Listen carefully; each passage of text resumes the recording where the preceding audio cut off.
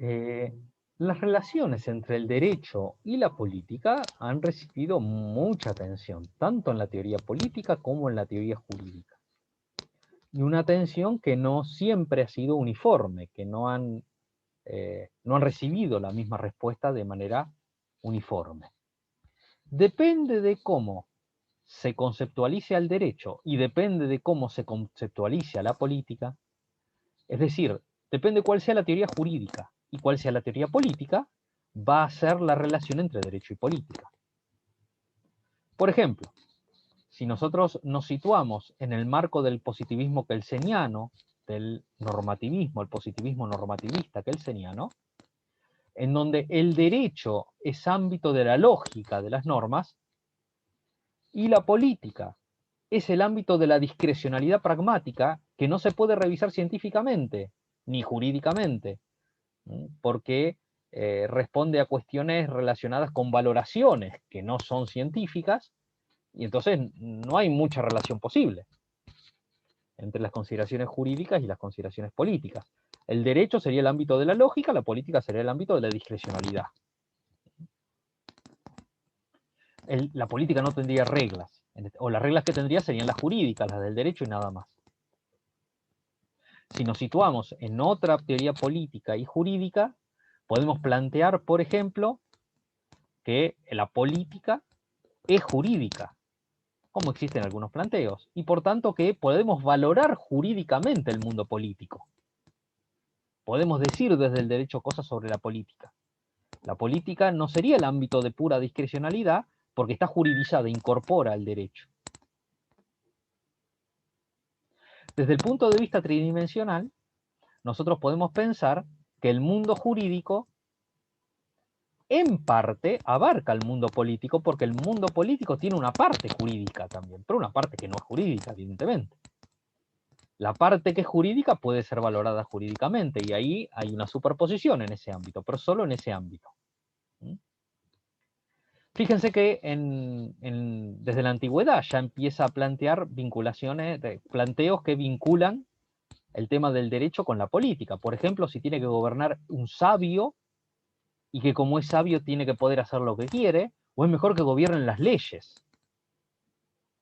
En el pensamiento de Platón, esto se ve con la evolución de su propio pensamiento en sus obras. En la República, su obra de juventud, él plantea la sofocracia, el gobierno del filósofo, el gobierno del sabio. Si es el filósofo y si es el sabio, ¿qué le vamos a poner reglas? Si es el que más sabe, las tiene que poner él. En cambio, en las leyes, una obra ya más tardía, donde él estaba más maduro, donde tenía más experiencia, donde había fracasado en su intento por llevar adelante la República, en la realidad práctica, y había terminado encarcelado, entonces ya va a confiar en las leyes, en que haya reglas que todos tengan que respetar. Pero tiene que ver con esto, ¿cuánto uno cree que tiene que haber gobierno de personas y cuánto gobierno de leyes, para hablar de alguna manera? De personas en sentido de personas que ellos van a poder decidir y elegir como quieren. Sin duda que hay algunos momentos donde es indudable la influencia política en el derecho. O sea, donde el derecho se politiza y no se puede evitar. Por ejemplo, en el marco de la justificación del poder constituyente originario o el poder constituyente revolucionario. Cuando desde cero se va a hacer una constitución, es político, no hay límites jurídicos positivos que tenga. Fíjense que por eso es tan complejo y tan peligroso que un gobernante diga voy a invocar al poder constituyente originario, porque quiere decir que va a hacer una constitución y para hacerla no se va a sujetar a la constitución que hay ahora, porque es originario el poder constituyente que va a llevar adelante.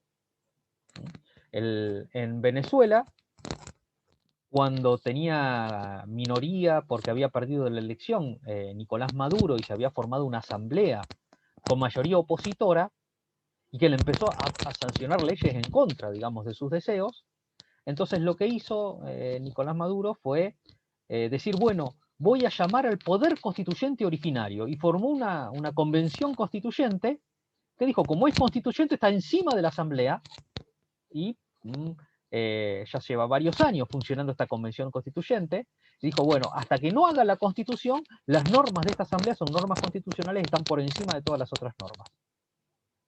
No, es político, digamos, ya no tiene límites jurídicos el poder constituyente originario, porque es originario y la constitución es la norma suprema. Al menos no límites jurídicos de derecho positivo. También es un momento de una fuerte influencia política las valoraciones que haga el poder constituyente derivado. El poder constituyente derivado tiene el límite de la Constitución, pero dentro de ese límite puede valorar y puede reformar de acuerdo a sus inclinaciones políticas. En el ejercicio de la función legislativa también tiene una altísima influencia política en el derecho. Van a hacer las leyes, y al hacer las leyes los criterios van a ser más políticos que jurídicos.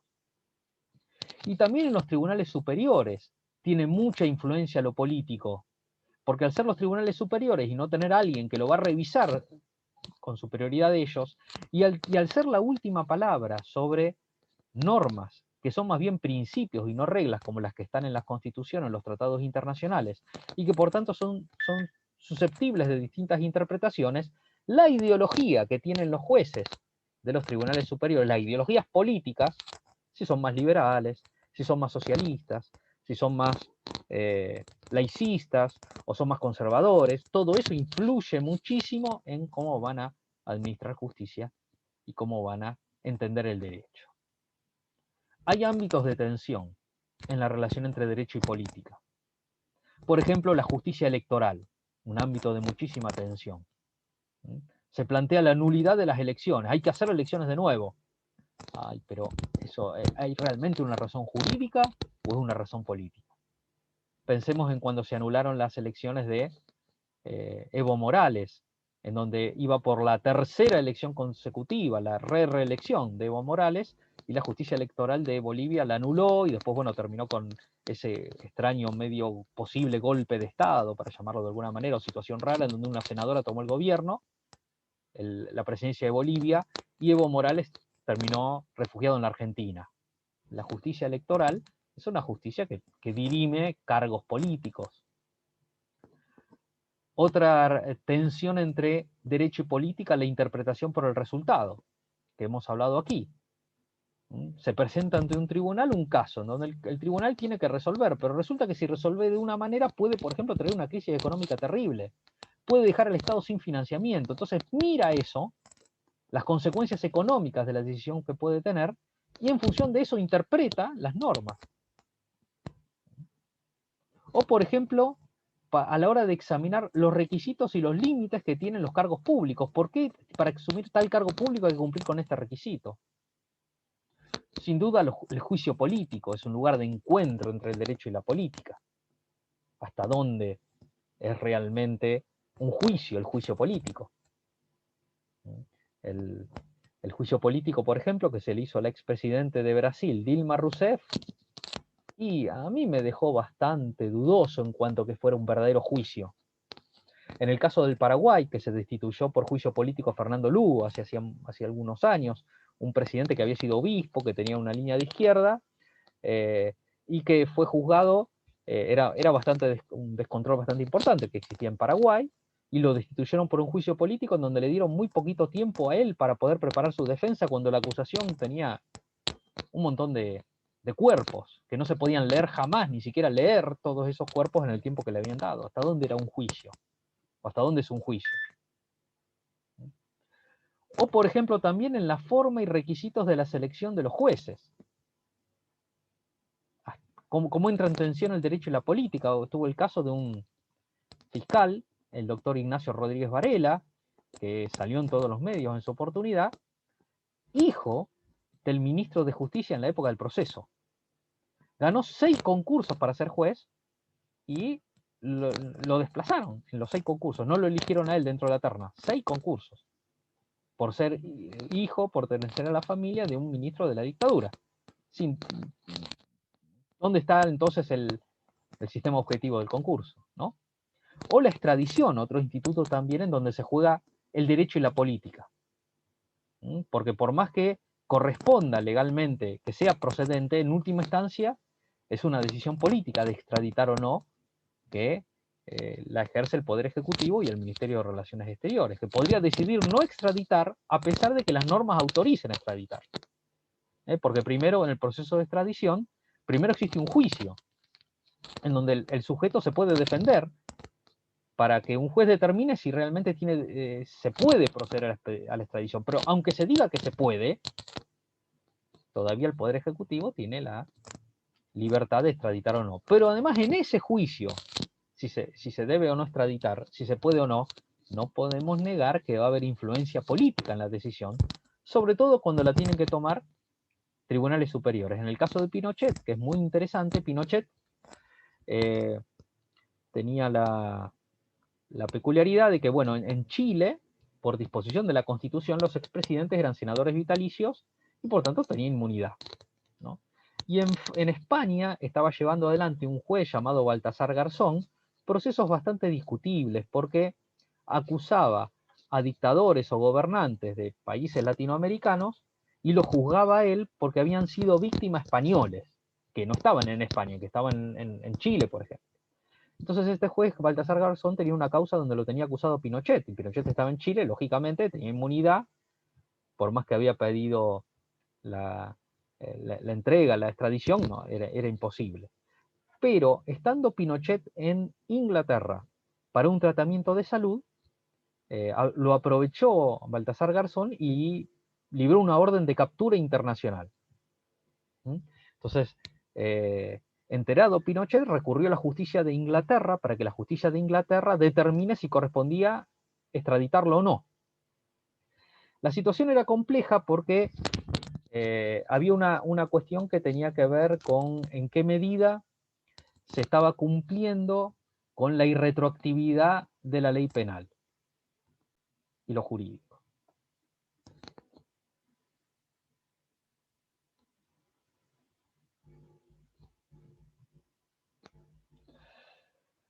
Hay cada vez más una tendencia a juridizar las cuestiones políticas, cada vez más.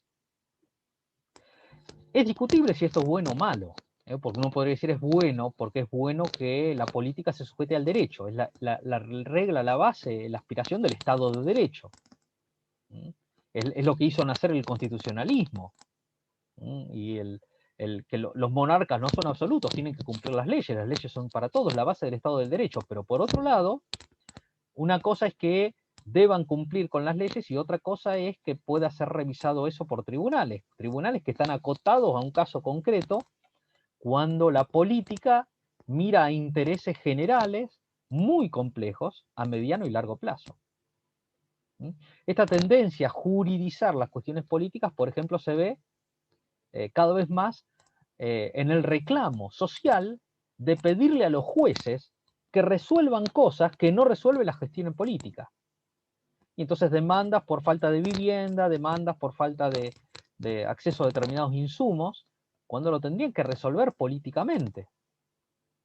Porque le escapa sin duda a la posibilidad de análisis de un tribunal cuestiones como esta, demandas vinculadas con el acceso a prestaciones de salud, por ejemplo, que tienen que ver con presupuestos de salud, que son muy complejos.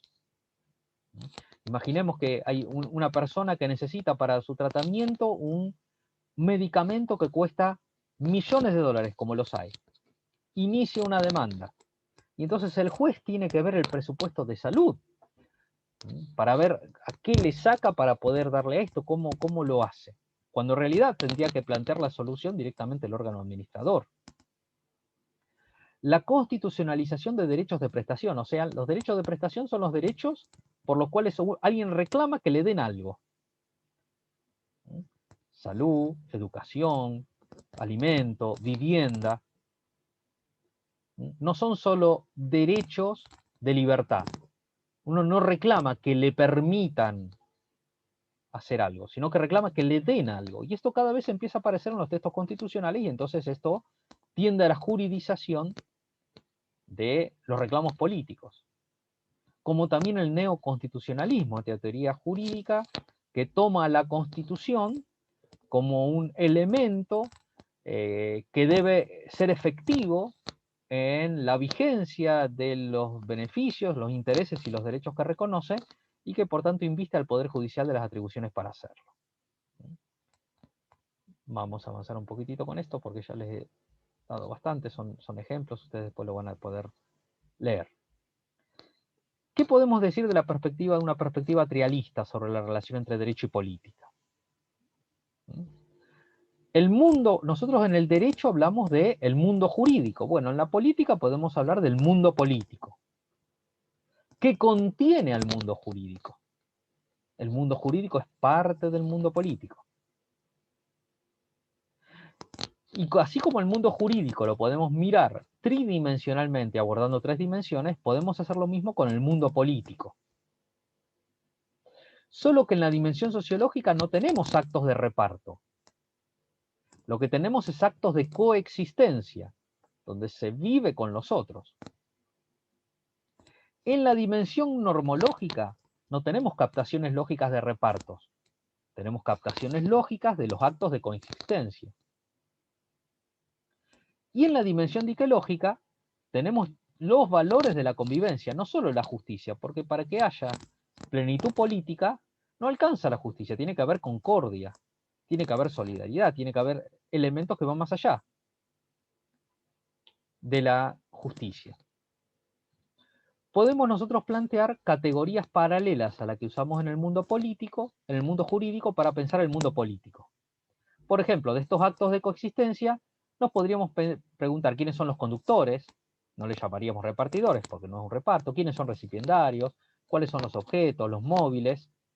Podemos pensar también que a veces estos actos de coexistencia son de oposición, de enfrentamiento, y otras veces son de agregación, haciendo una analogía entre los repartos autónomos y autoritarios. También podemos pensar que este mundo político puede ser mirado desde una perspectiva dinámica y no estática, que tiene que ver con las oportunidades para poder realizar los valores de la convivencia. Y podríamos pensar también en ramas del mundo político. Así como podemos hablar de un derecho a la salud, un derecho penal, derecho de la educación, derecho comercial, etcétera, etcétera, podemos hablar de una política sanitaria, que tiene que ver con la salud. Una política jurídica, que tiene que ver con el derecho. Una política económica, que tiene que ver con la utilidad. Una política científica, que tiene que ver con la verdad.